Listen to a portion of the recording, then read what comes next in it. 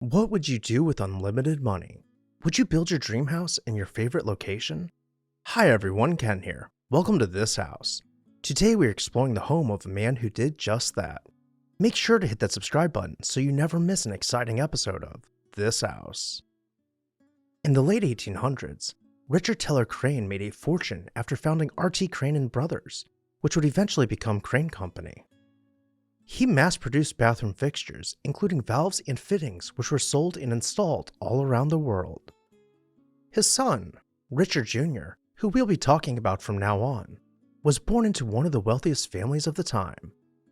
Anything he could ever wish for could be purchased from his father's pocket change.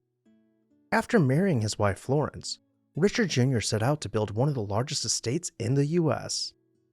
He purchased 2,100 seaside acres near Ipswich, Massachusetts, and hired the famed Gilded Age landscape designers, the Olmsted brothers, to create a series of fantastical gardens. A grand alley was planned to run from the side of the house to the sea, stretching nearly a half-mile with rolling lawns broken up by intermittent statuary. At its midway point, a casino was positioned to entertain guests with a saltwater pool and a ballroom. But there were still 20 other outbuildings to explore. You could wind around the estate's many paths to find the rose garden, once teeming with perfectly manicured rose bushes.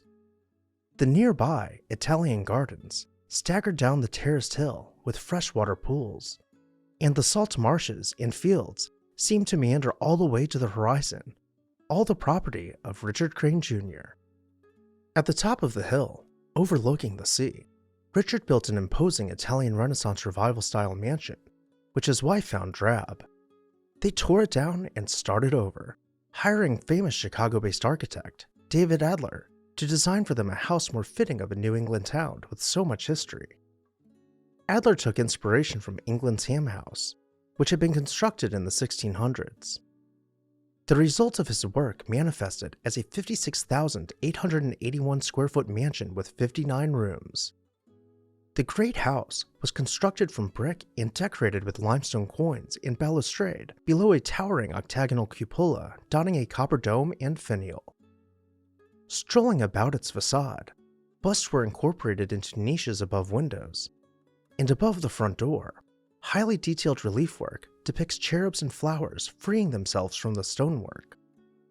The Crane Estate, also known as Castle Hill, was designed to not only command a strong presence from whichever angle it was looked upon, but to function as a residence.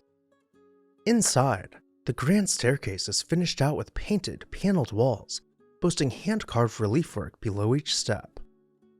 We can wind through the house, above parquet flooring, to pass through arched doorways with intricately crafted half-round transoms. No surface was left unadorned. Looking up in the rotunda, we will find a circular portrait of the family looking down on us from above. In the library, we will come across carvings which were designed by Grinling Gibbons and imported from an extant 18th century house in England. This grand room was finished out with half-height, built-in bookshelves with staggered depths. We can make our way through the gallery with anticipation as we wonder about the luxurious spaces which might lie ahead. The dining room, with its painted wall panels, houses some truly rare antiques beyond the shimmering light of the crystal chandelier. In the corners, we will find a pair of George III pedestals dating to 1790. And in the center of the room, facing the dining room table, a stone fireplace mantel is so exquisitely carved that it nearly appears as cloth. We can imagine the family sitting down, waiting for their food to arrive in this grand room, while, behind the scenes, their staff prepared their meals. Let's return to the grand staircase and begin making our way upstairs to find the bedrooms. As we wind our way down the groin-vaulted hall, marveling at the architecture, we will begin opening doors as we pass them. First, we will venture into the guest bedroom, known as the Chinese guest room. We can get lost in the complex wallpaper pattern, resting behind a mix of gilded furniture and Asian antiques. Next, we will travel into Florence's bedroom to find her canopy bed as a cozy retreat in a somewhat rustic room with unpainted wood paneling. Her ensuite is complete with a large tub encased in book-matched marble slabs. Richard's bedroom was furnished with eclectic pieces against a traditional backdrop of wood wall panels, and his fireplace, marked by fluted pilasters, holds a gilded mirror above its marble lower mantel. The mansion continues on with many more grand, opulent rooms, featuring craftsmanship and artistry from a bygone era. Florence outlived Richard and donated much of their land, which included beaches, to the trustees of reservations, and upon her death in 1949, the rest of the estate was deeded to the same historic preservation organization.